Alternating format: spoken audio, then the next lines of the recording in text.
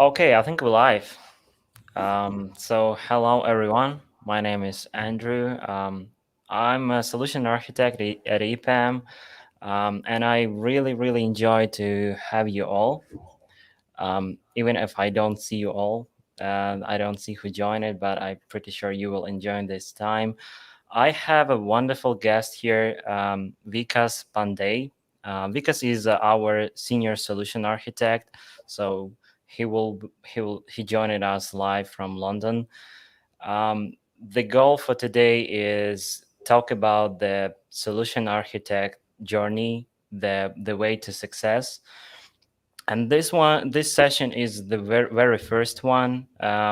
We planning to continue, and it's pretty impossible to put everything in like 45 minutes. Unfortunately, there was another guest, Alok. He also senior solution architect. He did not join us today, but I believe he will join us the next time. So my pleasure to be with you. And Vikas, hello. We talking actually um, probably each day in the morning. We have study sessions, but this time is really to about you and about your journey. So maybe you can introduce yourself and how did you get to the Salesforce ecosystem at all? Thank you, Andriy. Thank you for having me here, guys, and really happy to be at this session. My name is Vikas Pandey, and as Andriy said, I'm the Senior Solution Architect at the EPAM in the Salesforce practice at London. Currently, I'm working for a couple of clients in the UK and US. From the EPAM side, I'm certified with lots of certification in Salesforce, but the important thing is that I have more than 8 years experience in the Salesforce side of things, plus around 20 plus years working. So that's a lot of years of working now. It's an interesting bit, Andre. We have discussed it a lot of time that how I got into Salesforce.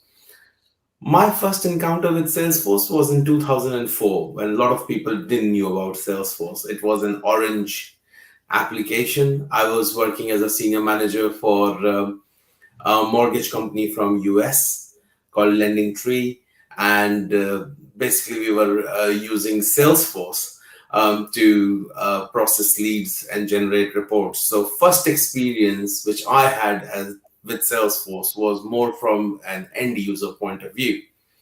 And 6 years down the line, who knew that I would love Salesforce so much that I would get into the technical side of things and start with an admin, a technical business analyst consultant journey, and to the point here where I'm a solution architect with EPAM. So yeah, it's been a fantastic journey. How did you get into being a solution architect, Andre? Tell about you. Oh, I definitely didn't have so exciting story, but I started like 7 years ago as a Java developer. So my background is purely technical. Previously I'm a developer, but sounds like you from the consulting side, you from the business side. So it will be really interesting discussion today. It will be, yes. Means my major work has, I come from the business side of the world, more consulting, more functional, more around business analysis, more around the full view of how the business end of the deal looks like. But saying so, I've always been an avid learner of technologies, means whether it is your SQL, whether it was earlier you're going ahead and doing MCSEs or looking at big data, and till today I'm interested now in the newest one, which is the blockchain, and looking at some solidity programming. So yeah, pretty. As much as I consider myself business, I have a very solid technical fundamentals too. That's great. I'm just curious. You were the witness of how Salesforce changed it over the I don't know, 15 years. Do you have some examples like how Salesforce world change it? Not only the platform or the list of products right now is huge, but also the community, how the people reacting for the Salesforce.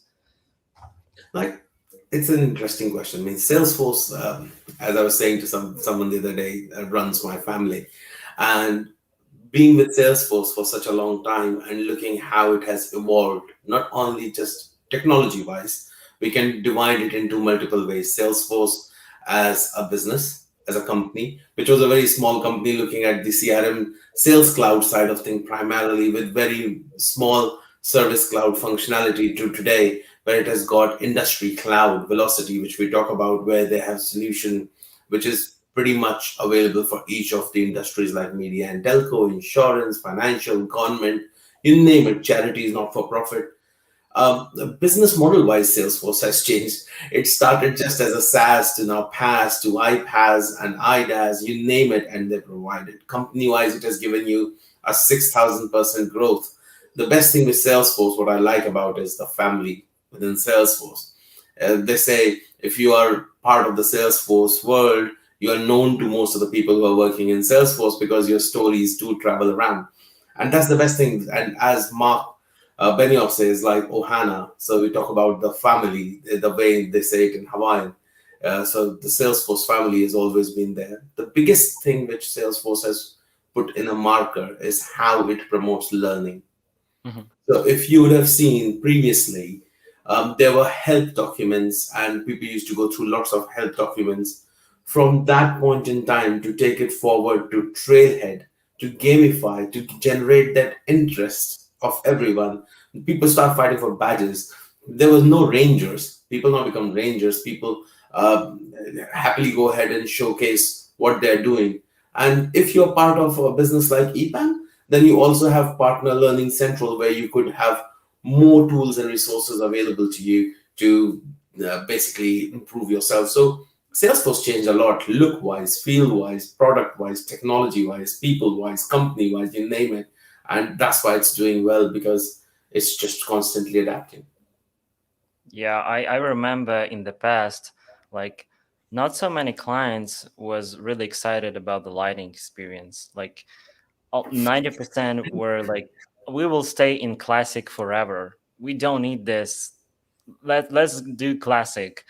Now it's like even no one bother about the classic. It's so clear you're gonna work with a lighting experience. We don't see so many visual force pages or that type of work.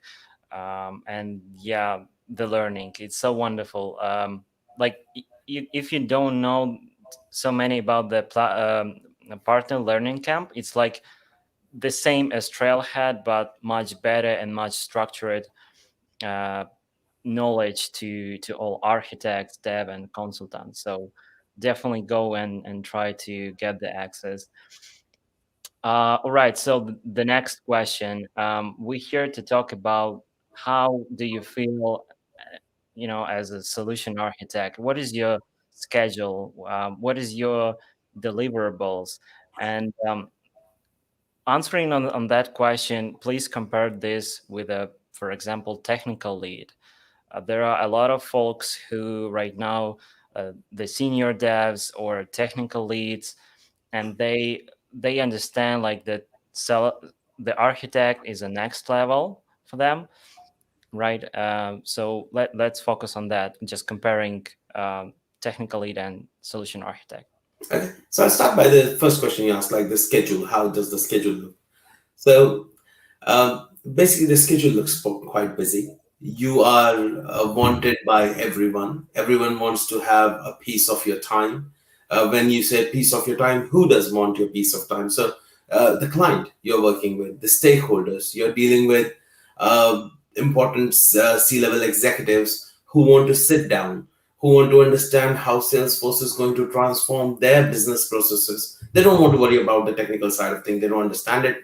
They don't want to know. They say they will give the resources, we need to do it, but they want to understand if they implement a tool like this, how is it going to make their life easier? How does it impact their top line and bottom line? Where are we doing things better for them? Then comes our own team within EPAM, like our dev team. So that's a very high level view. That's a view we are talking when we are on a plane at 40,000 feet, when everything is going at a cruise control, you can talk about it. And then suddenly the problem is when you take off or land, and when you're speaking with your technical team at the landing stage, where you are looking at the very small and minute details, where a developer can come and ask you that I am writing an Apex class and I don't understand how to put the right security around the sharing of it. What would you use? How should I declare this class? Or somebody calls you and says, I tried to deploy a package, it's failing. Could you let me know why it would fail? Sometimes. Now, a lot of people say, no, I'm an architect. I shouldn't. No, you should. Why? It builds trust. Your team starts trusting you. You have gained the trust of C-level executives, but you also need the trust of your team as well, whom you will work day in and day out with. Then someone else needs your time. And these are the executives within your own company at EPAM. So those are your seniors. Why? Because they need you to help them win more business for you and basically take it from there, be part of RFPs, be part of solution proposals and costing, resource planning, project planning, sit down with the project manager. Some enterprise architect calls from other businesses. Vikas, I have seen an opportunity where we can go ahead and improve the way a particular business is leveraging CRM. Should we go ahead and talk? And if you say no to everyone, then you don't have a job. So important thing is to be able to manage your time, know it right, and set the expectations clearly. So sometimes I know I don't have time. So if somebody calls and says, Vikas, can we talk about it? I quickly prioritize it in my list and say, right, I have a time at this point in time. Could we connect then? Or if it is an urgent question and I see I can give an answer on the fly, then I can. But how can I do that is the question. Because a couple of things. I put time towards it. Now, what kind of time I have put towards it? One is experience. So based on my past experience, over 8+ years experience of different projects, I have delivered by now more than 50+ projects, and till date none has failed in delivery. So they have all been there. Time wise, I won't say that every time they have been on time, but yes, they have been delivered. I have learned from failures and I have remembered those, and I've tried not to repeat it again, and I've created a toolkit. As I was saying to you the other day, like we were talking, the important thing is to remember that we are like doctors. As an architect, you are like doctors. You don't want to try to recognize the disease every time. You know it when somebody comes in, you take the temperature, you understand their symptoms, you can prescribe them the medicine. Not everyone needs to go to lab. Similarly, in our job, not every time you have to go ahead and do a full debug or spend an hour worth of meeting. Sometimes some questions could be answered quickly and you could make people happy.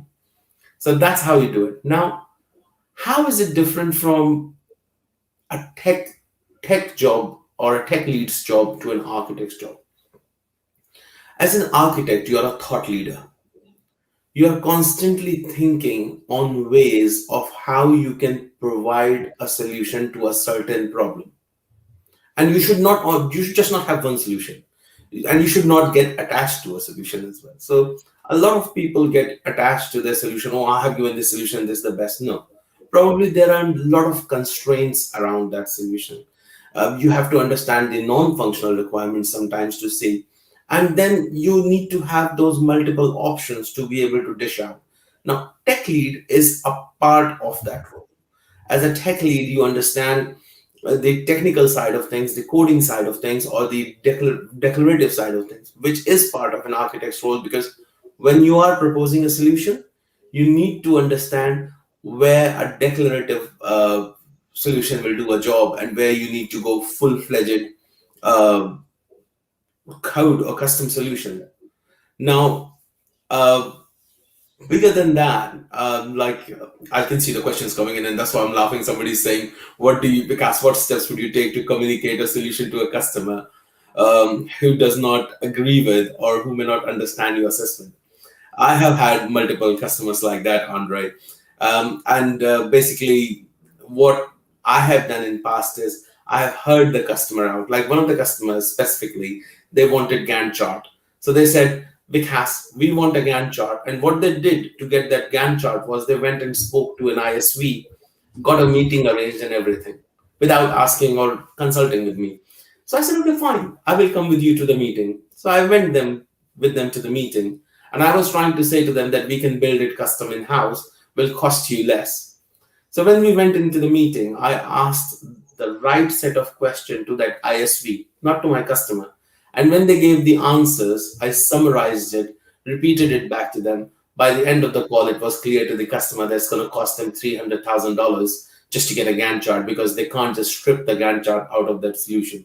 So sometimes you have to just take a back seat. You have to enjoy the whole situation and not, as I said, not take it personally. The client is not against you. They just want, because somebody has gone ahead and they're all C-level executives and told them this is the right way to do something. And they think, okay, my friend who is another C-level executive at another big company has done it successfully. It will be successful with us. And maybe they don't know the ground level. As I was saying, they know the 40,000 feet. So just help them out. Be an assistant buyer to them, help them out with their thought process, shape it to them. Don't get personal with their solution or your own solution, and keep everything out in front of them and then ask them to choose. And you, a lot of time you will see they will choose the right thing. Now, if in the end, even if they don't choose, then make sure that you have got a decision log and ask them to sign that decision log that you said this is what is the right after evaluating four solutions. They agree to this solution and this is their decision. Hmm. You will see how things will change quickly. So that's a quick, there's a medicine for this kind of issue. But as we're talking, so from the technical point of Let, view, let's step, let's make a step back right now. I really thank you for your answer. Um, let's make a step back and just try to compare apple to apple, because I think $1 million question for everyone: can technical lead also be the architect, the solution architect on a project? Yes or no? yes, 100% sure. Anyone can be an architect if you have that thought, the process, the approach, the ability to not take everything and answer it technically, but first try to resolve it with the problem. So every time the answer is not technology, right? So sometimes the answer is we have to do nothing. So somebody comes to you and say, "Oh, we have a problem and we want to build uh, some fancy page on a fancy application," and you realize that out of the box does the same thing. I'm not going to go to technology and say, "Oh yeah, I know Lightning Web Component. I know this UI could be developed, and we have got amazing UX." I will first try to understand what are you trying to do. Hmm. Oh, we are trying to just enter a lead. Why do you need the fancy console for entering a lead? Salesforce offers you out of the box. Show it to them. Sometimes they have not seen it and they see that, yeah, that's good. Job done. You have done nothing. So as a tech lead, you can be an architect up until the time you are not relating every problem presented to you technically and trying to solve it via a technical solution. Yeah, I agree, but I think it's possible on small, mid-sized projects. When you're working on enterprises, even if you have one team, right? Um, it's become really hard to manage both roles at the same time. Like properly be the technical lead for your team and properly be solution architect for your client, because client wants to spend with you almost all the time, like. And also there is engagement on EPAM side, like the, as you said, the RFPs, the opportunities, they want your attention, right? So question for you: do you have time for programming? No. Now, it's the same thing. Like, why would you buy basically a racing car and run it on a kart track? Because it will go bad. You won't get the same result. You want it on a highway. Uh, Now, do I not know programming? No, of course I do. Why? Because it is part of the job I do. If I do not know programming or how to program, then I cannot propose the right solution end to end. Because from beginning to end, so you have done your data model, you have done your sharing, you have gone ahead and put in your security in place, and now you are preparing the application. And at the application design level, if you do not understand the difference between the declarative and the custom piece of work which you will have, then you will fail.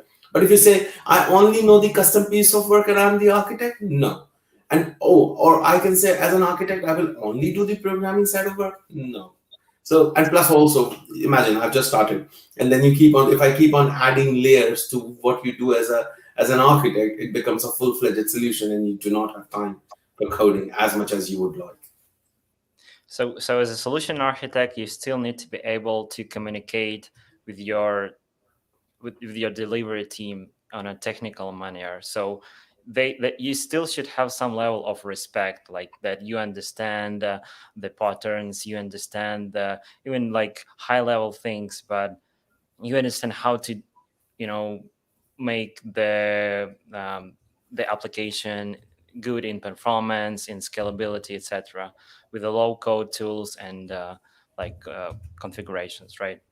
Exactly, and that is the most important thing. Like, you should be able to um, basically even talk with your developer. If you're talking with your developer and you do not understand the difference between the Aura framework and LWC, and you do not know how the track works in an LWC, and they're trying to tell you something, and you are saying, "No, but I want a picture. I want a picture. I want a." They will, after some time, they say, "Right, the guy does not understand." So you have to have that thing in the place. Now, Dilip is asking, would the architect do a cost benefit analysis for a solution on behalf of the customer? Answer is yes, 100%. You should do that for every big piece of application or solution you're doing. You should be able to propose pros and cons of your approach. You should be able to list different approaches and then also provide a cost benefit analysis of that solution. Yep. Thank you for your question.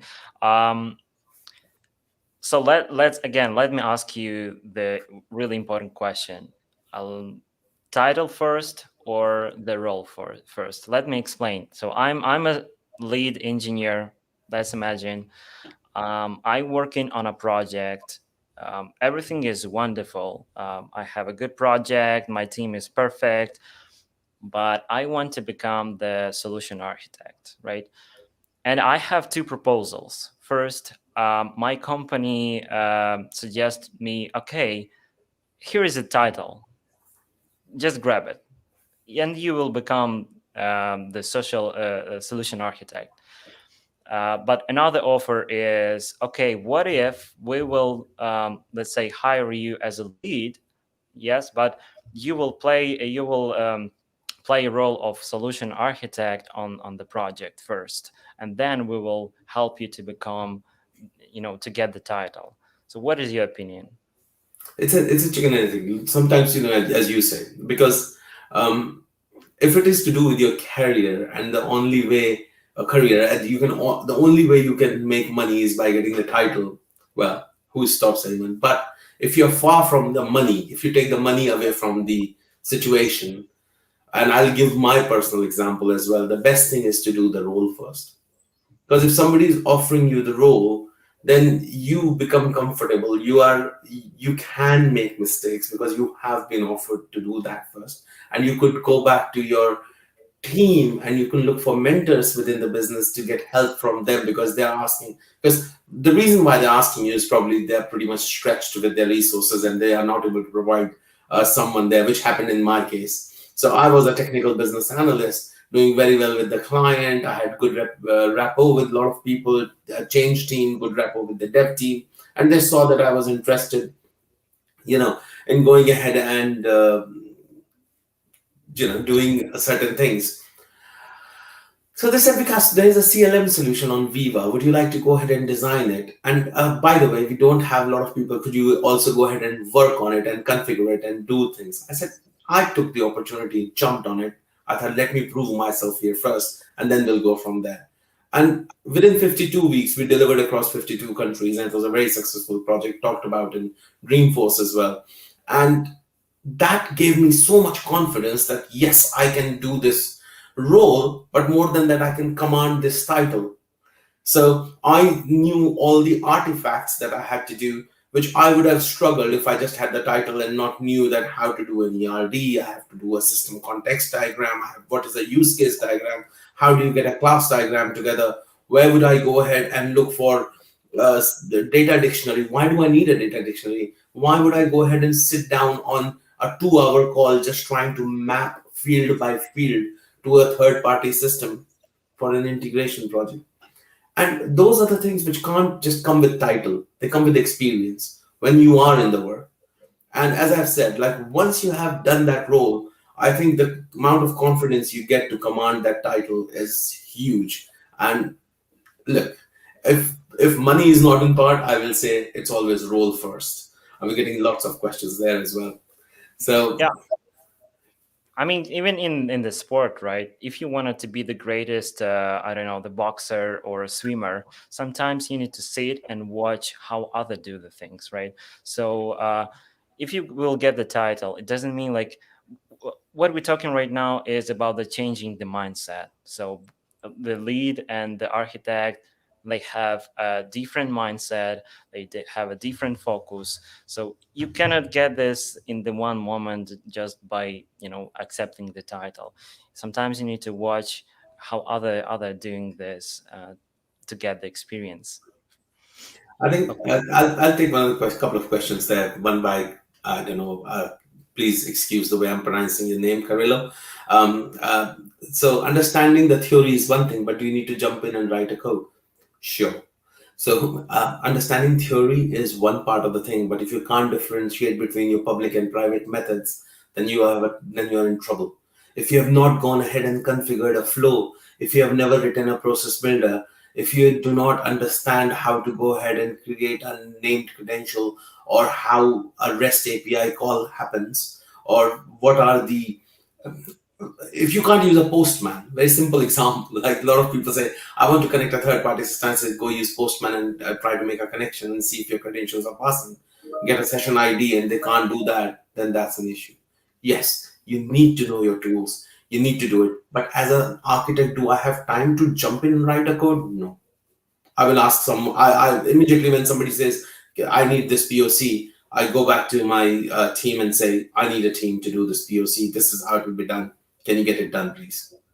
Because if I spend the time doing the POC, then probably I'm spending 24 hours doing my work, which is design and then POC, and then I'll be tired for next day and next day and next day. So you need to be able to delegate.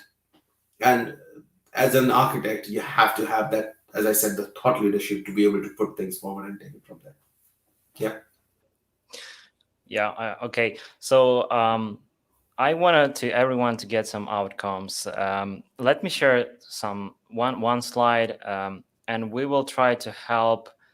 Go through the list of to-do list. Let's create a to-do list for the functional consultant or the developer or the technical lead. How to become the solution architect. 1 second, I will share my slides. Okay, and presentation mode. Okay, do you see my slides? I can see. So let me sum up what I captured from you. First is focus on customer business first, right? When you're the lead, you focus more on how to make your project successful, team successful, how to deliver everything in time in a good manner. But as a solution architect, you delegating this to technical lead, and instead you're taking care of your customer and the business. So you start digging into, okay, what are you actually doing, right? Are you how are you making money? How are you supporting your customers? So those type of things, you starting asking the right questions to the customer. Do you want to add something to this? So one of the things like about the questions, as I've said, that as an architect, you should never answer a question as an answer. You should always ask back a question. So if you cannot ask the right question, you cannot be an architect. So that's the base, or as they say, essence of being an architect, to be able to ask right questions, to lead the stakeholders to the right path by asking right set of questions. And we have got different set of questions, and this is not a session on how to ask questions, but yeah, that's the most important thing. So this is definitely proactive position. You cannot just sit and wait when your BAs will do all your job, will prepare everything for you. You can count on those people, but you need to participate in all discovery sessions, all sessions with the stakeholders.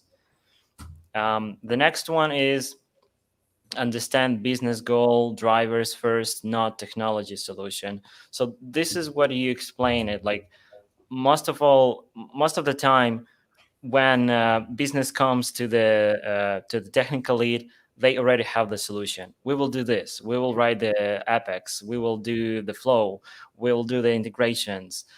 But sounds like solution architect is stay focused on why we're doing this, what are the final goal, how it will work in a long term, like 5 years. After 5 years, is it still will be available, or this is like just a quick solution to fix something now? No, exactly. It's the right thing. So architects don't live in today, they live in tomorrow. They live in future. So you are living like 2 years from now, thinking what you are doing today or designing today, will it break 2 years from now? And remember that Salesforce is constantly evolving. They are coming up with new technologies. And will your customer have to pay more to maintain what you're building today? Is it Hmm. solving a problem or creating a problem? Well, we call it technical debt, but then yes, that's how you have to think. Yeah. Question for you: did you have a mentor at all in Sure, your yeah. career path?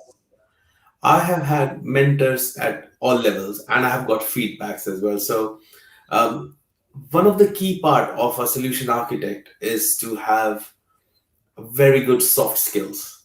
So, to be able to communicate well, to be able to present your thoughts appropriately, to be able to understand customers' issue, check it back with them, and get a confirmation that your understanding is correct, and then played to the team. Now, why am I saying this? Because I was not very well at all of this.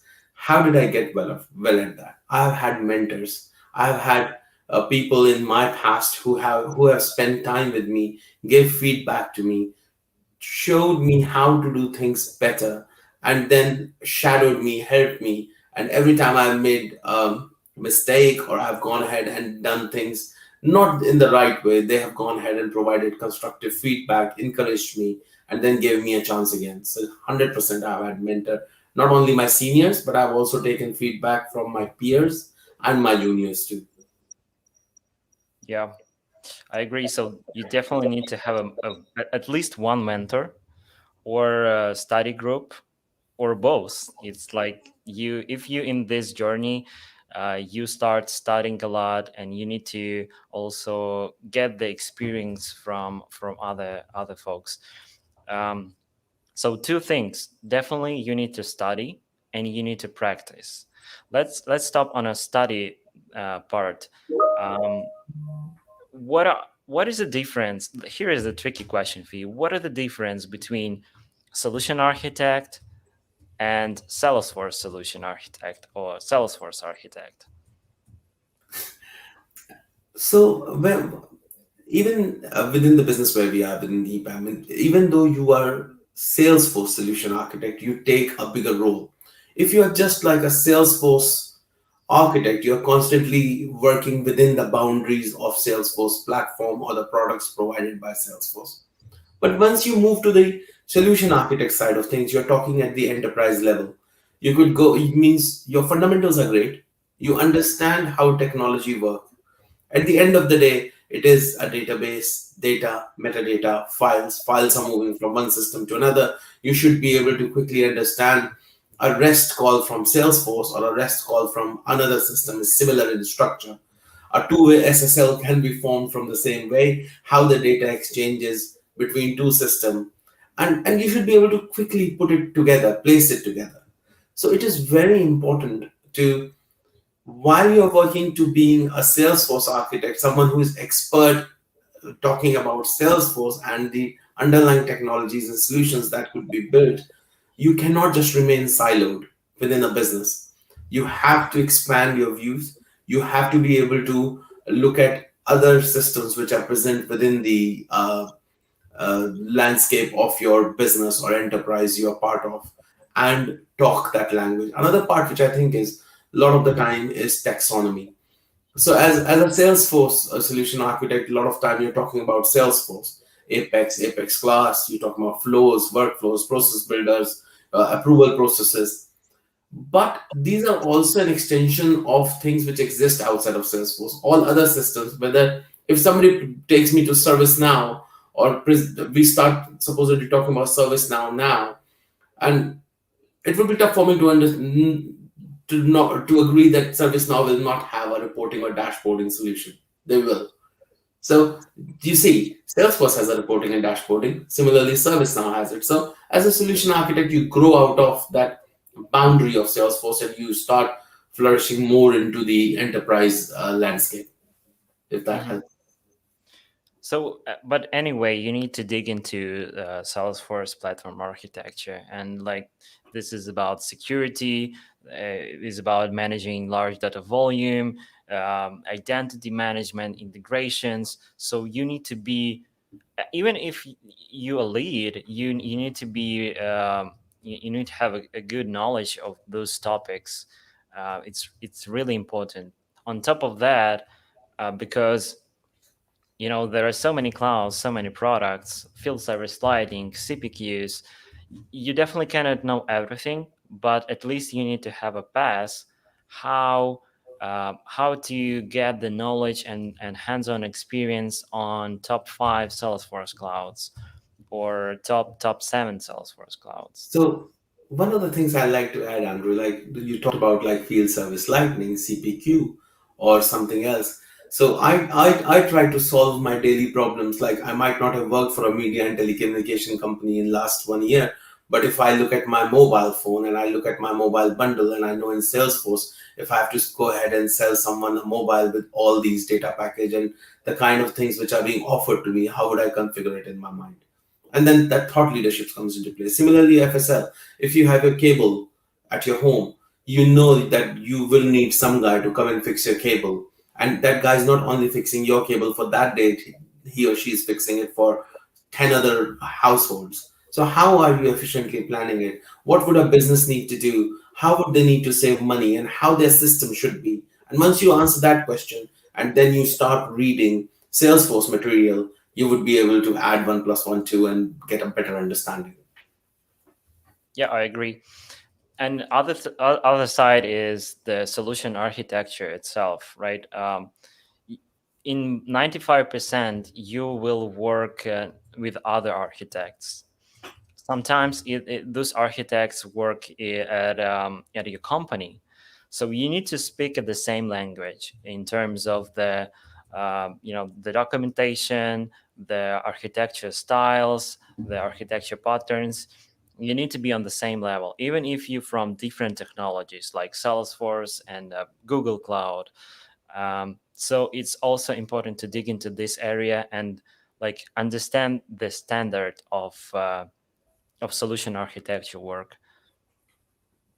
Let's talk about the practice. How you can practice a lot. So again, I'm a lead. I'm working on my project.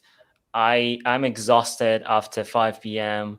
I don't want to do anything, but I want to become the solution architect, and I understand that I need some practice. How can I get this? Well, tough luck. You have to work. Means I will say that nothing, good things are not easy. So you have to work hard. Means one of the key things which I have not given up till today, I try to at least learn something every day. Some days you are more tired than some other days, but then you need to spend time. Plus, also within the business or the company you're working for, you should look for help and support and trainings there. EPAM provides some of those. I think Andrew can get into them, but then you should try to get maximum from there. But the key to learning is, and how I got to this. I had a French friend and who said to me one day, if you learn one thing every day, then you're sleeping less of a fool.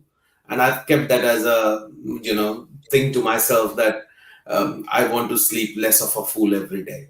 So I learn something on purpose every day. So I think that it has been worth a while. And if it is Salesforce, then it is more worth a while, because it is making me look better in front of clients, and increasing my um, how do we say, appeal in front of the business practice and all my colleagues and customer. Yeah, yeah, I agree. Um, so let's go to the another section, right? We see that there is a kind of gap between the dev lead role and SA role. You need to work on your mindset, on your focus. You need to practice. You need to study a lot. On your opinion, should company be involved in your career path development? Like, should company engage with you about your career journey? Because this is not a secret. There is not so many architects on the market, and there is not so many good the lead developers on the market. Of course, they should. So, as I was saying the other day, the assets for a company like EPAM is people like us, who are the consultants. And they have provided the infrastructure such that if we engage properly and if we have got the right mindset to exploit that infrastructure and to use it to our benefit, then there is no stopping us becoming, or us going ahead to the next level. And what's in it for the business? Well, we all are intelligent people. We know that they don't have to look outside to hire someone. They save on the hiring cost. They go ahead and promote. It's good, looks good on the business as well, right? That you have 10 people, out of those 10, 5 have become architects. Wow, now you don't have to run to 10 different recruiters and say we want more architects. Your workforce is strong. You go into in front of the client and you could say, right, I have these 5 people. And that's why businesses do get involved in the careers beyond dev lead role as well, into the architecture and beyond. So, and at EPAM it has been done at various levels and different levels. And I think, so Andrew, you have got material on that to show how it can be done. Yep. So what we see now is the assessment path for someone who wanted to become the solution architect.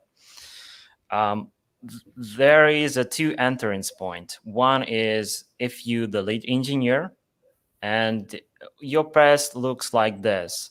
So you at least 1 year working as a lead engineer, and you pass it something what called SA school. So it's not Salesforce Architect School. This is Solution Architect School. On this school, you will get all basics from solution architecture. I even bothering like it's not school. It's a good piece of program. It's 25 weeks of fully engagement and homeworks. So after that, you eligible to pass simplified assessment to software architect. And here we're saying like that role first, right? We starting engaging you as an architect on a project. We starting presenting you on front of the customer. You are the architect. um, and after some while, like 6-12 months of software architect, you are eligible to again pass another simplified assessment to SA1 level. SA1 Solution Architect 1 is like gold standard at EPAM. It just means you on this path fully, and then you go to Architect 2 level, the Senior Architect, which is Architect 3, and the Lead Solution Architect. So another entrance point is external architects. Let's imagine you're the lead, but you have a lot of experience presenting some artifacts to the customer, presenting your solution. So you are eligible to pass the technical interview and pass the technical scenario and get your role and title, solution architect. Another pass. So it looks complex, but at least there is a path, right? Path to follow. You can obey this path. You can go with your own path, but at least this is what prepared for you. If you, I don't know, just want to follow the journey. Again, let's stop here. This is SA school, so you pass it SA school. And again, you can apply to solution software architect title. Then there is a series of courses like architecture, CATIS training. Most enjoyable is technology solution architect university. This is like 1 year course, and it's like 5 courses in the row. And here you, again, it's not about the Salesforce at all. This is about the how to become a good solution architect, and get certified from TOGAF, from other platforms, other frameworks. So yeah, it's pretty comprehensive here. Good. Great. Where are you now, Vikas? Where are you in this journey? Well, I'm at level 3. Okay, so you are like see, the next level is lead, right? So you Next need level to is. become, yeah, you need to start mentoring other folks. So we do have a program coming up where we would be, means Alok, I, and probably you are also part of it, where we would be going ahead and working with the colleagues to help them shape up, become solution architect, support them, and provide them with a lot of things. Yeah. So keep watching the space. It's coming. Great. Last question for you. Um, do you think about CTA journey at all? What is your opinion? Are you willing to choose this path, or do you have something other in your mind? So in 2017, I went to the London World Tour when Salesforce comes, and they were coming up with all these different Salesforce designer certs. And I get to someone, and I was very happy being in Salesforce. I said, I will do them all by 2020. It was a lie. It means I could not do that. It means I still have got one certification left from my system architect triangle, because when you're working, and I have a principle, if you have not done that project in that particular area, then you should not take that certificate because you have not learned it right. So Mhm. right now I'm involved with something which is in the DevOps side, and my DevOps is left. That's the last one which I take. After that, yes, do you want to be a CTA? If you ask me, why not? Everyone will say why not. But I also have an inclination to do, as I've said, my full TOGAF. Look at the enterprise architecture side of things. That has got a lot of value. And I think CTA will happen eventually in the time. I'm not in a race, so it will Mhm. happen, but I can't put a time and date to it. Whenever it will happen, yeah. Yep. Thank you. Thank you, Vikas. Let's wrap up. We have so many questions in the chat, so maybe we can start answering on some of them. I think we have answered up until Kirillo's. After Kirillo, we have got anonymous person asking, what certifications do you think are the best for an architect role? Um, so it's not my thinking. I think, as I've said, you understand that my approach is look at what project you are doing, gather the learning most from. So imagine if you're in a greenfield project, and the role is to go ahead and design a data model, do the security and sharing, then the application architect side of certificates, designer certificates, which are like your data and sharing and the visibility designers, are the best suited for you. Those will give you the strong foundation and fundamental to start doing application design and take it forward. And then your PD1, which is important because, as I've said, You should be able to understand difference between the declarative and custom solutions. And once you have done those, the more specialist ones comes to us the system architect side of triangle, which is your identity management, your integration, and the deployment one. So as and when you do those projects, make sure you take those designer certifications. But one certificate which not a lot of people talk about, but is a key one, is the Community Cloud or the Experience Cloud certification exam.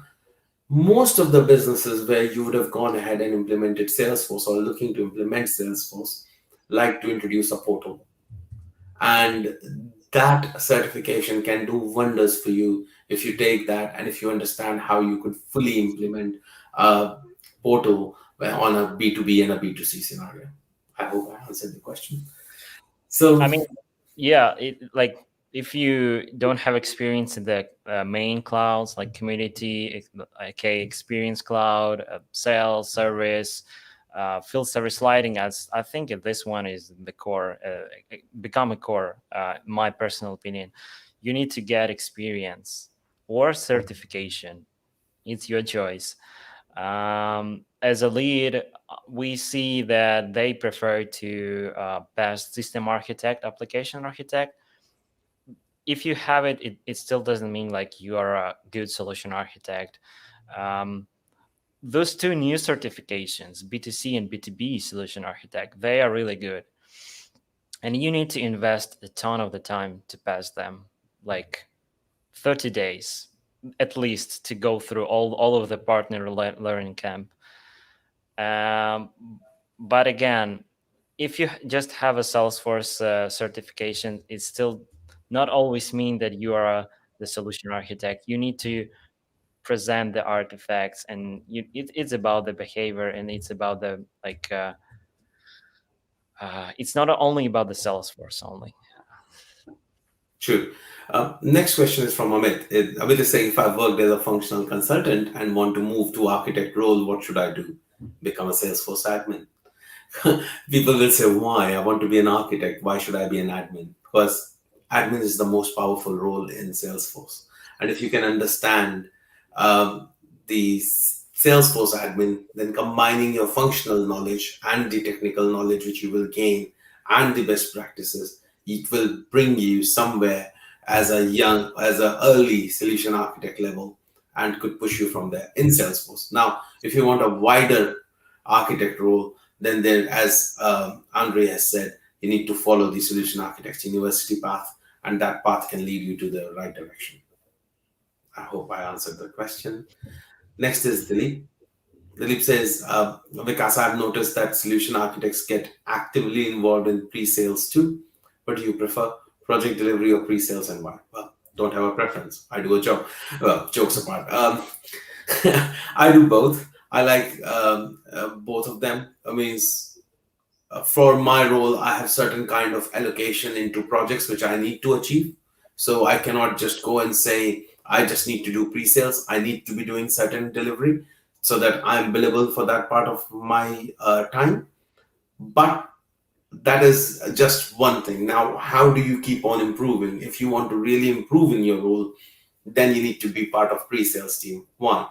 Because most of the challenging situations come in the pre-sales solution questionnaire. So, like one of the recent solution questionnaire, which was around the a very big auto manufacturer business.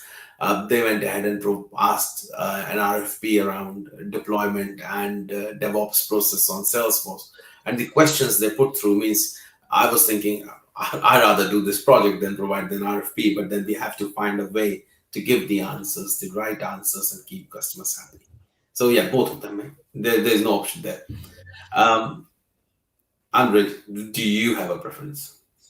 It's like you helping to customer to buy the Salesforce, then you help customer to figure out what Salesforce is in their ecosystem. So it's both challenging. Um, and on a pre-sale, it's like I don't know, thing in a box. You don't know what it is. It's like any industry, any clouds, any marketing, any any tools. It can be Marketing Cloud plus Service Cloud. It can be Commerce Cloud with a Magento, or you don't know, but there is a Salesforce piece. Yeah, true. Okay, next question. Um, Akash is asking that sometimes it happens that the design we did can be much better if provided more time and budget. How do you decide between project's budget and time constraints against the best design possible? Well, you have answered your question in some way. Because true, as I say, the more sugar, sweeter it is, but and sugar being the budget, yeah, money. Um, in terms of projects where these constraints are in place, you have to first call them out. You have to record them so that everybody understands those constraints are in place. Then the design you do has to be the one which you could produce with the best practices being followed. And if there is any trade off because of time or budget constraints, then again it should be recorded.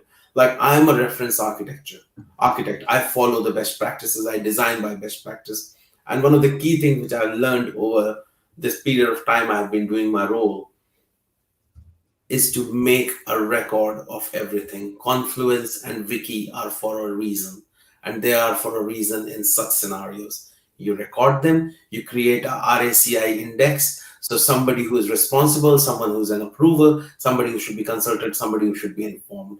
Get those people in there, get their approval, so that when in future somebody comes back and says, Akash, why did you design that solution? So let me go back to the decision log and see what. So there was an issue we discussed that we were limited on budget and time, and this solution was agreed, and that's why this design was in place. As we always say, cover yourself, live in future. So I have put this situation. So a lot of people do post-mortem, I do pre-mortem. So what is a pre-mortem? So basically I fail without doing the project. I think that the project has failed. What are the reasons that this project will fail? And then I try to mitigate them in the beginning.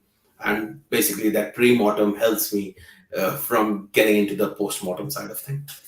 I hope that that's been answered. That's interesting. I didn't hear this from you before. Yeah, so I do that a lot. It means basically I constantly think in my mind, this is going to fail. Now, how can I prevent it from failing? Why would it fail? And you come up with the response.